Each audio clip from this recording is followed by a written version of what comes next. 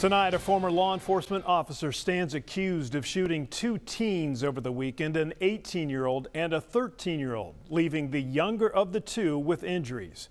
Good evening and thanks for joining us for Fox 16 News. I'm Kevin Kelly. Tonight, we're hearing from the 18-year-old about what unfolded on Saturday and how, according to him, they were able to make it out alive. Fox 16 Samantha Boyd has reaction and an update on the suspect.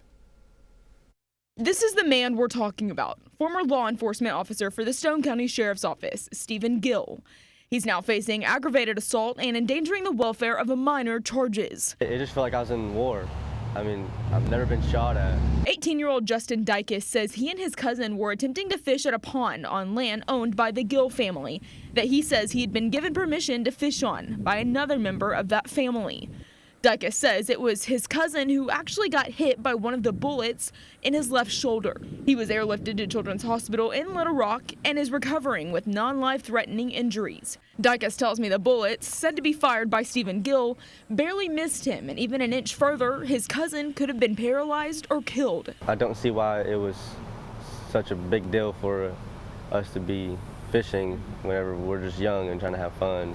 Dykes says this was not their first encounter with Gill and that the argument over fishing on this land had been an issue in the past, though he did not realize it would ever escalate this much. According to the sheriff's office, Gill thought he was shooting at dogs on his property, but investigators believe the boys were within plain sight, enough for Gill to know what he was shooting at. I was terrified. Very, it was scary. That's the scariest thing I've been through, and I've been through a lot. Samantha Boyd reporting. The sheriff tells us Gill is being held without bond and is expected to appear before a judge tomorrow. Of course, we'll continue to keep you updated on air as well as online at fox16.com.